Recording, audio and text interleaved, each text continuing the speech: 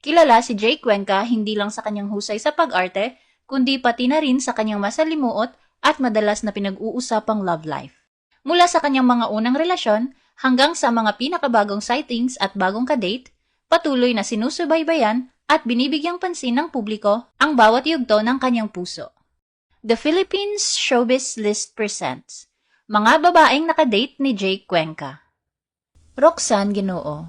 Isa sa babaeng kilala ng publiko na nakadate ni Jake ay si Roxanne, kung saan bukas siya sa pagsasabing ito ang kanyang first love. Nagsimula ang kanilang relasyon noong 2007 matapos silang magtambal sa Natutulog Ba ang Diyos, na nasundan pa ng palos. Naghiwalay sila noong 2008. Isa sa mga naging usap-usapan noon ay ang di umano'y matinding selos ni Roxanne maging sa mga fans ni Jake. Ngunit agad itong pinabulaanan ni Jake at ipinaliwanag na hindi sila umabot sa ganoong sitwasyon.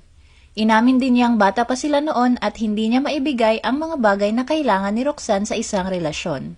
Sa panig naman ni Roxanne, inamin niyang nasaktan siya sa kanilang paghihiwalay ni Jake, ngunit wala siyang pinagsisisihan. Ayon sa kanya, naging mabuti si Jake bilang kasintahan at hindi ito nagloko. Naiintindihan din niya ang naging desisyon nitong unahin ang karera, kaya nanatili ang respeto at pagmamahal niya rito. Nagkaroon sila ng matching tattoos at napag-usapan nilang ipatanggal ito kapag pareho na silang may sariling pamilya. Hanggang ngayon nananatili pa ang tattoo ni Jake, habang kay Roxanne ay naalis na, lalo na't mayroon na siyang sariling pamilya. Melissa Ricks. Nagkaroon ng halos 2 taong relasyon si Jake kay Melissa Ricks bago nila ito tuluyang inamin sa publiko. Bago ang kumpirmasyon, ilang beses na silang naiuugnay sa isa't isa, ngunit pinili nilang manatiling pribado ang kanilang relasyon upang maprotektahan ito. Ayon kay Melissa, natuto siya sa nakaraang relasyon ni Jake na sobrang naging bukas sa publiko, kaya nais nilang iwasan ang pakikialam ng iba. Ngunit noong May 2011, ay kinumpirma ni Melissa na 2 buwan na silang break at hindi third party ang dahilan. Nagkaiba lang daw sila ng priorities at kinailangan nilang mag-grow ng magkahiwalay. Bagamat nasaktan at iniyakan niya ang hiwalayan, sinabi niyang wala siyang pinagsisisihan dahil marami siyang natutunan, kabilang na ang pagpapahalaga sa sarili. Samantala, humingi ng tawad si Jake kay Melissa at inamin ang kanyang pagkukulang sa relasyon. Sam Pinto. Kabilang sa napaulat na nakadate ni Jake ay si Sam. Taong 2010, inamin ni Sam na bago pa man siya pumasok sa PBB, ay niligawan na siya ni Jake. Ayon sa kanya, nagpakita umano si Jake ng interes sa kanya at may mga panahon silang nagsama at nag-usap na mas personal. Ngunit naudlot din daw ang panliligaw ng maging busy ito sa kanyang TV projects. Ang masakit para kay Sam ay hindi man lang daw siya kinausap ni Jake para ipaliwanag na gusto munang mag-focus nito sa career. Parang nawala lang daw ito bigla. Pero sa huli ay nanatili pa ding maayos ang kanilang ugnayan. Lovie Poe. Noong 2011, nagkatambal si Jake at Lovie sa pelikulang My Neighbor's Wife na nagsimula ng mga usap-usapang may namamagitan sa kanila. Lalong umugong ang issue nang samahan ni Lovie si Jake sa Star Magic Ball bilang kanyang kadate. Noong 2012, inamin ni Jake na in love siya kay Lovie, ngunit nilinaw niyang hindi iyon nangangahulugang sila na. Bago pa man nila tuluyang kumpirmahin ang tunay na estado ng kanilang relasyon, inanunsyo na ni Jake ang kanilang paghihiwalay noong 2013. Ayon sa kanya, marami siyang ginawang adjustments habang sila ay nagde-date at aminadong isa iyon sa pinakamasakit na heartbreak na naranasan niya. Sa kabila nito, sinabi niyang nanatili silang magkaibigan. Si Lovie ay kasal na kay Monty Blanco at may isang anak na. Jessie Mendiola. Noong 2013, umusbong ang interest ni Jake kay Jessie habang ginagawa nila ang teleseryeng Maria Mercedes. Inamin ni Jake na nagkaroon siya ng special feelings para kay Jessie. Ayon kay Jessie, napansin niya si Jake bilang isang very sweet and very caring na tao, habang si Jake naman ay inamin na pansamantala siyang nawala ng kumpiyansa dahil sa paghanga at pagka-intimidate niya rito. Ganun pa man, nilinaw niya na ang panliligaw niya kay Jessie ay tunay at hindi para sa publicity. Ngunit hindi ito nauwi sa seryosong relasyon. Sa kasalukuyan, kasal si Jessie kay Luis Manzano. Chanel Olive Thomas. Ang dating experience ni Jake sa Filipino-Australian beauty queen and model na si Chanel Olive Thomas ay naging kakaiba at refreshing para sa kanya. Nagsimula itong maging public noong April 2014 sa pamamagitan ng kanyang social media posts, kung saan madalas niyang ibinabahagi ang kanilang masasaya at sweet moments. Nagkakilala sila sa isang party ng common friend at ayon kay Jake, agad niyang naramdaman na espesyal si Chanel. Gayunpaman, bago matapos ang 2014, kinumpirma ni Jake ang kanilang hiwalayan. Ayon sa kanya, sinubukan pa nilang ayusin ang relasyon, ngunit mas pinili nilang unahin ang kani-kanilang priorities. Sarah Grace Kelly. Muling umibig si Jake noong 2015 sa American model na si Sarah Grace Kelly. Naging masaya ang kanilang relasyon at ayon kay Jake, malaki ang naitulong ni Sarah sa kanyang personal growth. Noong March 2016, kinumpirma niya ang kanilang hiwalayan.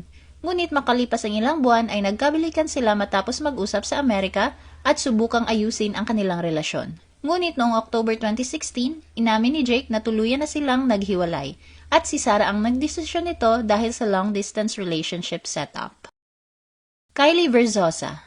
Naging bukas sa publiko ang relasyon ni Jake at Kylie matapos silang magkatrabaho sa Los Bastardos noong 2018. Ibinahagi nila ang kanilang sweet moments sa social media at pansamantalang nagsama sa iisang bahay noong pandemic. Dahilan para maging paborito silang showbiz couple sa loob ng halos 3 taon. Nagsimula ang breakup rumors matapos ang cryptic post ni Kylie at ang pag-iyak niya sa It's Showtime. Noong April 23, 2022, kinumpirma ni Jake ang kanilang hiwalayan na aniya ay mahirap ngunit mutual at may respeto pa rin sa isa't isa. Ayon kay Kylie, hindi niya inaasahan ang breakup ngunit tinanggap ito bilang bahagi ng personal growth. Noong 2024, sinabi niyang hindi sila on good terms, pero nagpakita pa rin siya ng suporta sa naging relasyon ni Jake kay Chi Filomeno. Sa kasalukuyan, masaya na si Kylie sa kanyang Danish entrepreneur fiancé. Chi Filomeno. 3 taon na ang nakararaan nang unang maisapubliko ang pagkakamubutihan ni Jake kay Chi. Noong una ay ayaw pa nilang lagyan ng label ang kanilang relasyon, at sinasabi lang nilang napapasaya nila ang isa't isa. Pero sa panayam niya sa press noong September 2023, umamin si Jake na November 2022 nang maglakas loob daw siyang lapitan si Chi sa Christmas ball ng Star Magic. Inilarawan pa ni Jake na si Chi ang kanyang the one that got away dahil dati na raw silang nag-date noong nagsisimula pa lang si Chi sa showbiz. Pero hindi raw sila nag-workout noon. Noong July 2025, ay may panayam pa kay Jake kung saan natanong pa siya tungkol kay Chi. At sa mga sagot niya noon ay malinaw na sila pa. Hanggang sa naging usap-usapan ang breakup nila noong September 2025 matapos mag-unfollowan sila sa Instagram. Noong October 2025, inamin ni Jake na tapos na ang isang chapter ng kanyang buhay kasama si Chi. At nilinaw niyang technically, hindi niya ito tinawag na breakup. Ipinahayag din niya na malalim pa rin ang respeto niya kay Chi at nais niya itong maging masaya. Sa kasagsagan ng kanilang breakup rumors, na-link si Chi sa businessman na si Matthew Lhuillier na ngayon naman ay napabalitang iniwan din siya. At kaugnay nito, sa panibagong interview kay Jake, sinabi niya na ayaw na niyang sagutin ang mga tanong tungkol sa love life ni Chi. Ayon kay Jake, hindi na siya bahagi ng buhay ni Chi at kung masaya na ito ay masaya na rin siya para rito. Mas pinipili daw ni Jake na mag-focus na lang sa sarili. Christine Bermas and Danny Raymundo. Matapos ang masakit na pagtatapos ng kanyang buhay pag-ibig noong 2025, tila bumabawi si Jake ngayong 2026. Noong January, kumalat online ang larawan niya kasama ang isang babae habang magkahawak kamay sila sa Bonifacio Global City, Taguig. Bagamat hindi malinaw kung sino ang babae dahil malayo ang kuha nito, ilang netizens ang nagturo kay Christine Bermas. Base sa tattoo sa braso na kaparehas umano ng sa Viva Max actress. Samantala, may iba naman na tinukoy ang influencer na si Danny Raymundo. Rabia Mateo. Isa sa napapabalitang bagong dinidate ni Jake ay ang beauty queen actress na si Rabia Mateo. Nitong March 20, kumalat sa social media ang larawan kung saan makikitang magkasama silang dalawa habang nakaupo sa outdoor area ng isang kilalang restaurant sa BGC. Ayon sa ilang netizens, wala naman silang nakikitang masama sa pagiging magkalapit ng loob ng dalawa. Lalo na't pareho naman silang single ngayon. Kaugnay ng kanyang love life, inamin ni Jake sa isang interview na muli siyang nasa dating stage at kasalukuyang nag-e-enjoy sa company ng isang tao. Ayon sa kanya, dahan-dahan niyang tinatanggap at pinoproseso ang moving on sa sarili niyang oras. Hindi raw mahalaga kung ang babae ay nasa showbiz o hindi. Ang pinakamahalaga para kay Jake ay kung ano ang nararamdaman niya para sa taong iyon. Ano ang masasabi mo sa video na ito? Mag-like o mag-react at huwag mahiyang mag-comment. For our YouTube viewers, huwag kalimutan mag-subscribe at i-hit ang notification button. At para sa aming Facebook viewers, mag-like at follow sa aming Facebook page para updated ka sa mga showbiz chika. Thanks for watching!